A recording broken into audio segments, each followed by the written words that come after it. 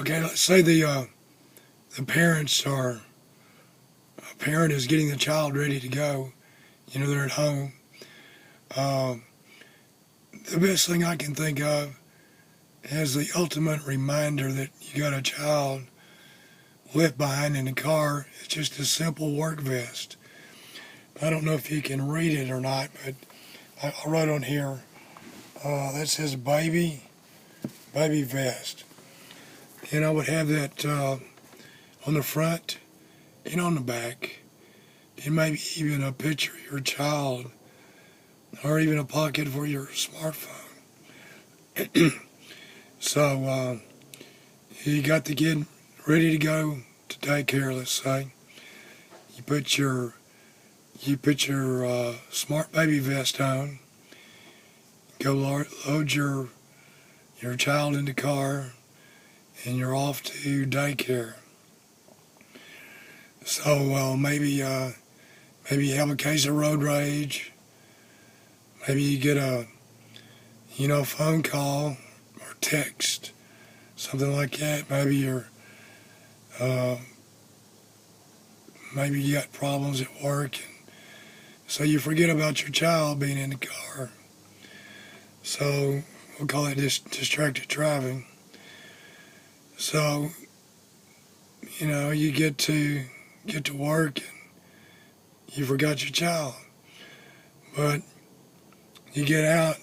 Hopefully you'll notice it's bright orange, or you could even get a bright green vest, whatever you prefer. Hopefully that'll attract your attention. If not, hopefully somebody else will see that you're wearing a baby vest and say, "Hey, why are you wearing a baby vest?" Then you go, "Oh God, I left my child in the car, thank you." So that's the ultimate reminder in my way of thinking. A lot of other people are recommending or suggesting you put maybe a teddy bear in the front seat, maybe a window placard, maybe putting your cell phone in the back seat with the child. Well, that's all great, but occasionally, you get tunnel vision, and maybe you're so used to seeing the teddy bear and the child placard, you just forget. And it is possible to, forget your child and your phone. So that's why I'm saying that by having the vest on, it's going to go with you, and hopefully it's going to attract attention. So that's why I'm calling this the ultimate reminder. If the teddy bear and the placard and all that other stuff works for you, by all means do it. But why not do the vest too? And I know a lot of you young folks, some of the old folks too, are really into technology. I like technology when it works, but they're pushing for these sensors in the car from the manufacturers. But I wouldn't be willing to bet a child's life on technology. It's great to have it and all that. Just one more layer of protection. But I'd also have the baby vest on. So other things you could do, like maybe you take medication. And my doctor's recommended to me to do my pills like a week at a time. That way you can have them in the daily dispenser. And you surely don't want to double up on some of this medication. That could cause problems with memory and possibly leaving a child in a potentially hot car. So I would strongly consider doing that. Another thing that's worked for me throughout the years, I've learned to plan ahead and plan my day maybe the night before. I like to get my thoughts together and do a list or just write it down on paper. You can take that paper with you and put it on your dashboard. That's what I used to do when I was truck driving. So hopefully your child going to daycare will be the top of your list.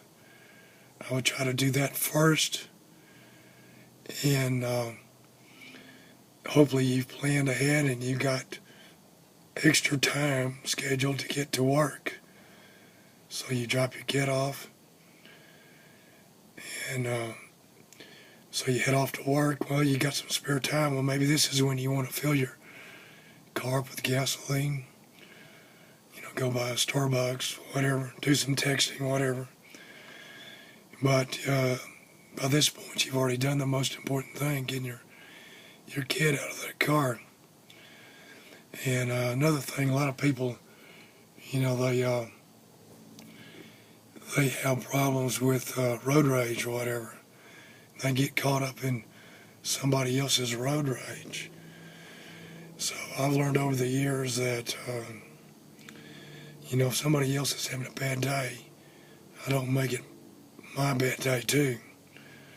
So by having extra time, that gives you, more time to react responsibly, to threatening situations like road rage. So that's all I can think of right now. So I hope some people smarter than me, younger than me, better health than me can see this and run with it. And hopefully we get a lot of people behind it. Maybe corporate people will sponsor these vests or whatever. And we got technology coming along. A lot of people, they have their social groups. One thing I can think of they could do, we can track packages, UPS, FedEx, even the post office can track packages now. Why can't we do this with our little kids? And say you're in the house, you got your kid ready to go, you got your smart baby vest on, then get on your smartphone, text your social network, baby out for delivery. So you go to the car and get your child in the car, and hopefully you turn your cell phone off so you're not distracted. And you get safely to daycare, get your kid in there, everybody's safe. So text your social network back. Little Jimmy. That's what my mama used to call me, little Jimmy. You got little Jimmy in the daycare, send that off so they'll know that you made it. Then they'll know also that if they don't hear from you, then they need to get in contact with you. So those are some of my ideas. Even with the manufacturers, they're talking about coming out with these baby sensors and all that. Well, that's great. I'm all for that, but I wouldn't bet a child's life on technology like that. I would still want to have the smart baby vest and maybe the teddy bear in the front seat and maybe a mirror placard, a child in car. All that stuff's good. So just kind of figure out how you think, what works for you, and go with it. Try to make it a routine, and it'll take like 3 or 4 weeks to, really embed it into your subconscious. But hey, the way I see it, it's worth it. And I like to take a minute to, thank my organ donor for donating a heart back in April 9th, 2007. I received a heart, and thanks to that donor, having the love and the compassion to pass life on, I'm able to, choked up here, getting this second chance and this opportunity to hopefully pay it forward, where we save another life or two. And, thanks to my doctors, started out here in Fort Worth, Dr. Shaw, cardiologist. He did all he could, and he referred me to heart transplant, UT Southwest in Dallas. Great folks over there. Dr. Shaw, a great guy. He is really instrumental in convincing UT to take me on. I had, a condition called sarcoids. So he got with him, and everybody decided to go ahead and give me a chance, give me a second chance, and so I appreciate that.